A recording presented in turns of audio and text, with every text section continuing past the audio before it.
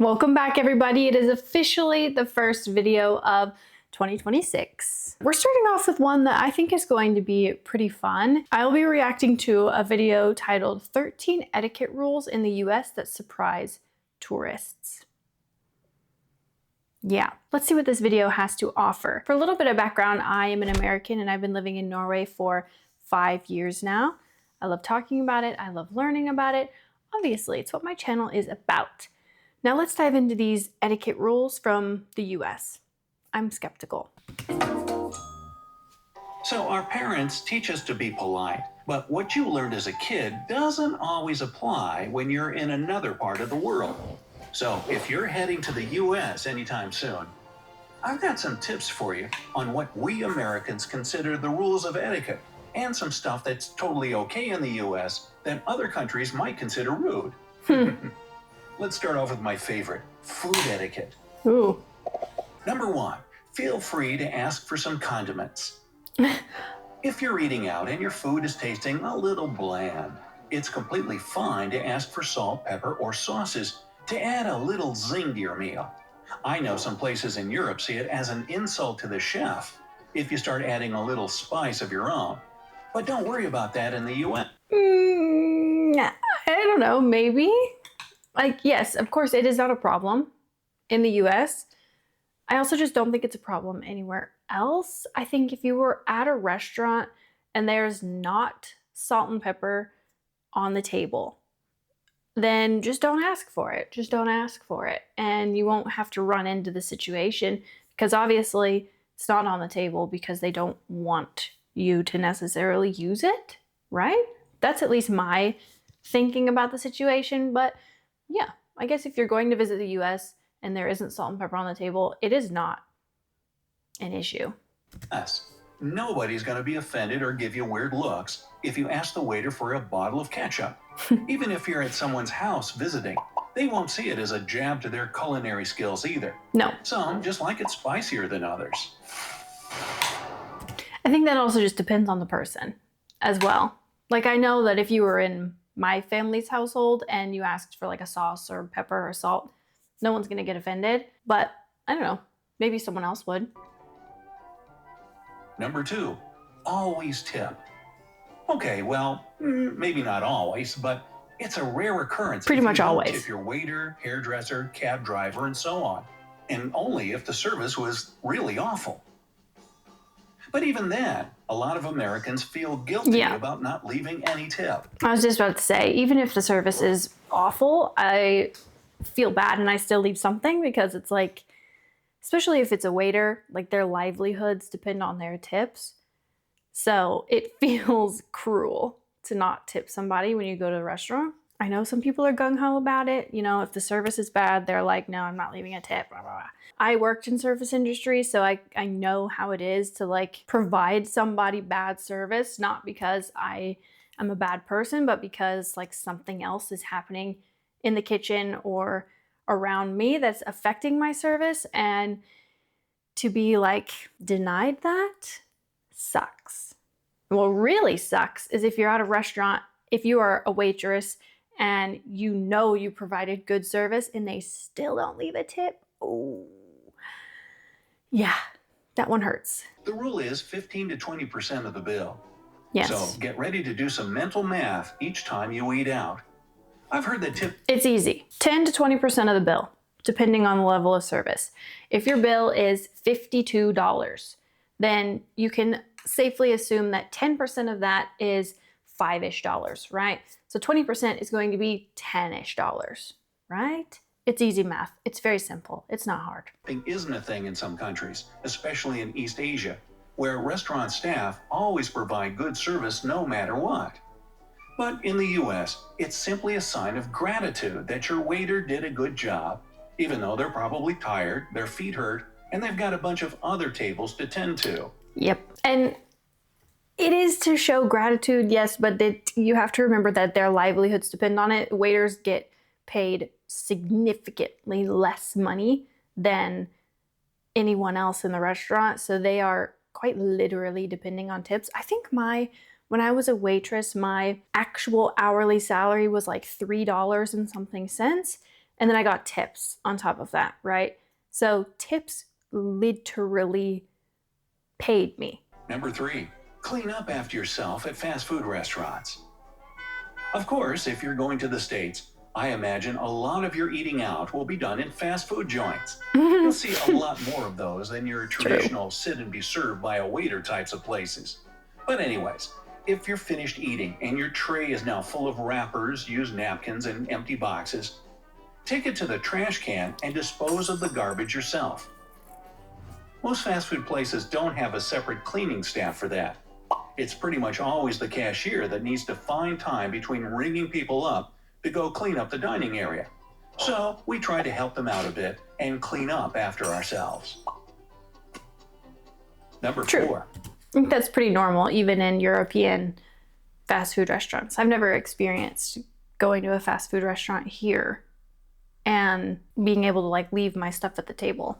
So I think it's pretty common everywhere, but yeah, definitely clean up after yourself because it's just rude if you don't, no matter where you are. Open gifts immediately in front of the giver. Yeah. Now, I was pretty surprised when I found out that opening a gift as soon as you get it is considered bad manners in certain parts of the world. I guess some cultures see it as kind of greedy when you start tearing into a present right away. In the US, it's pretty much the opposite. Open it as soon as you get it, right in front of the giver. That way, they can see your reaction and you can thank them right there on the spot. That's funny that this is brought up because we just had Christmas, right? One thing that my family here does is we get everybody Christmas presents, right? But we don't celebrate Christmas with everybody. And instead of just making time to see those people that you're giving presents to, you give them the presents ahead of time to open on their own during their own Christmas. And that's, to me, is a little bit weird. It's a little bit different than what I'm used to. I like watching people open the presents that I give them. I think it's fun to see their reactions and to, kind of talk about it and justify why I bought someone a present, because I buy someone a present because when I see it, I think about them and I want to be able to explain those things to them. So it's a little bit weird relinquishing some of that control when we came here to do Christmas. It's just different. So it's funny that they brought it up in this video because I thought it was just a me thing. I thought it was a me problem, but I guess it is like a cultural thing in the US. There are also no rules about using both hands or a certain hand when giving or receiving a gift. Just grab it and open it already. There's nothing like that here either. Be ready for small talk. How about that game last night? Whew, when's this weather gonna let up already? Yes, Americans love small talk, so don't be surprised if a stranger just starts chatting with you while you're waiting in line or sharing an elevator.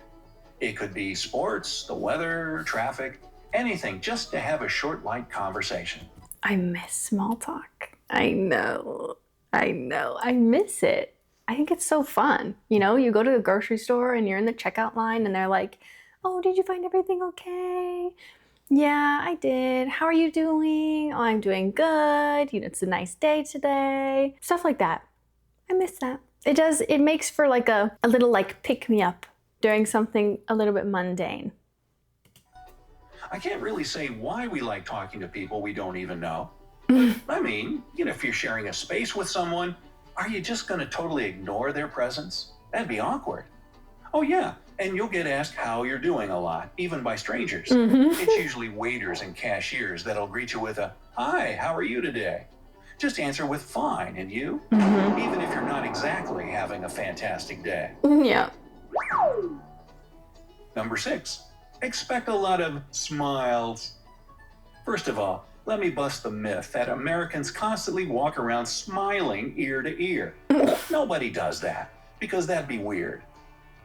But again, if you're sharing a space and making small talk with a stranger, or maybe someone opens or holds the door for you, they'll smile at you, and it's polite if you do the same.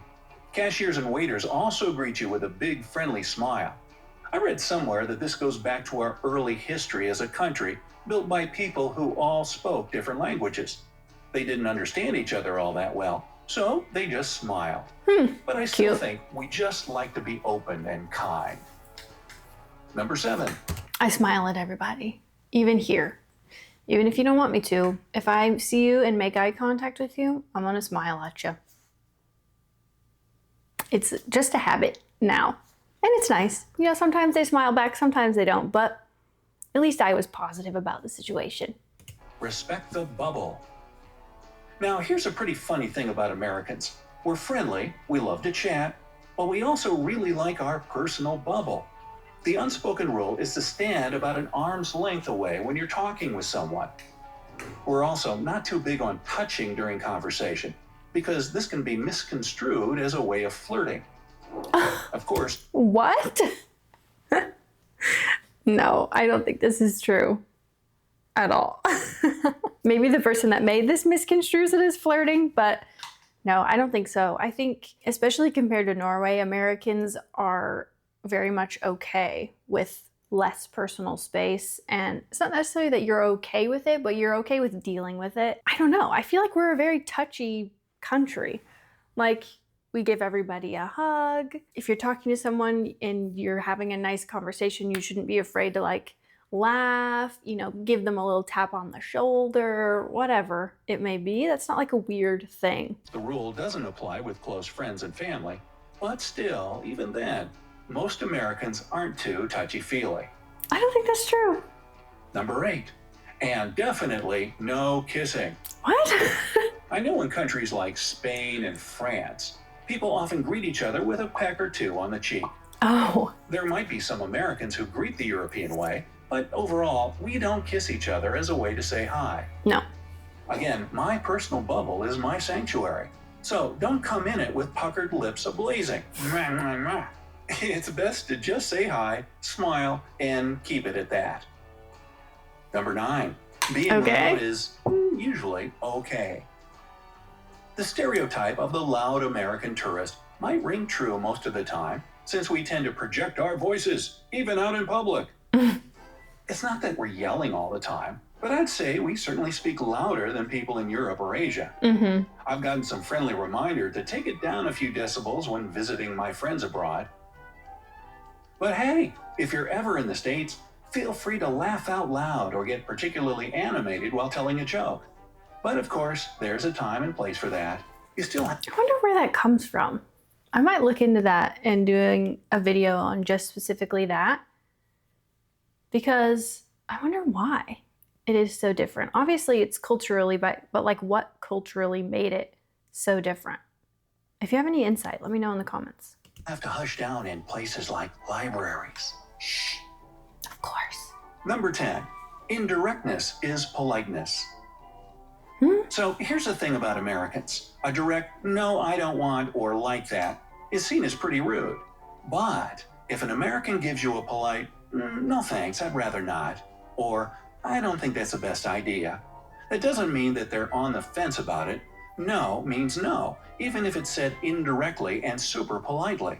It's frowned upon to try and convince someone to do something or change their mind because it's seen as pushy and disrespectful to their wishes. Number 11, sit in the back this is true for everyone. Again, I feel like. Seat of a cab. Now this is something interesting I found out about Australia and New Zealand.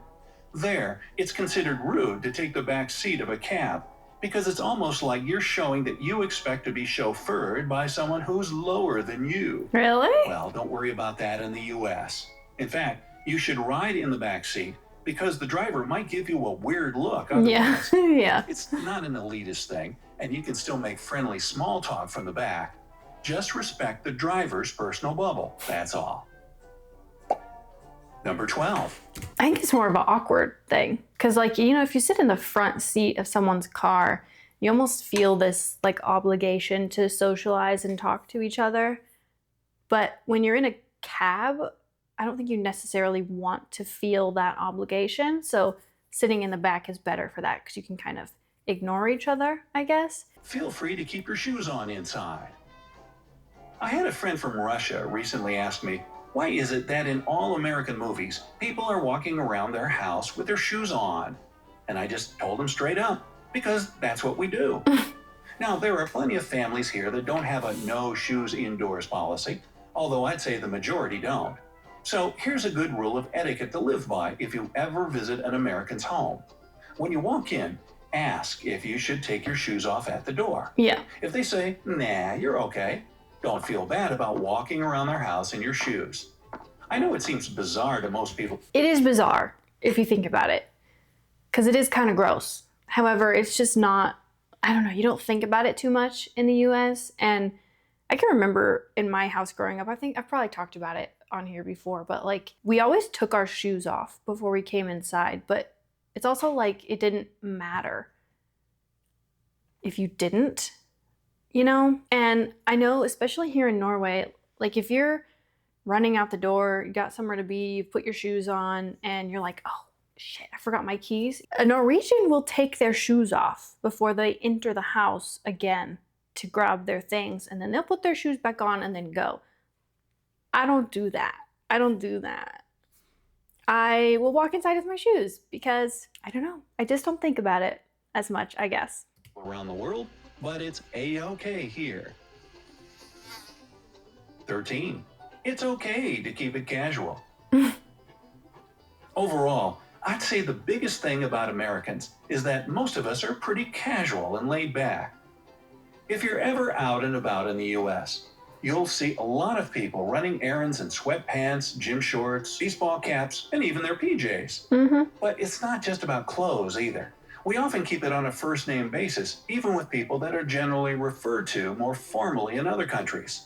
For example, most of the time your boss is just Jim or Janet, not Mr. or Mrs. Jones.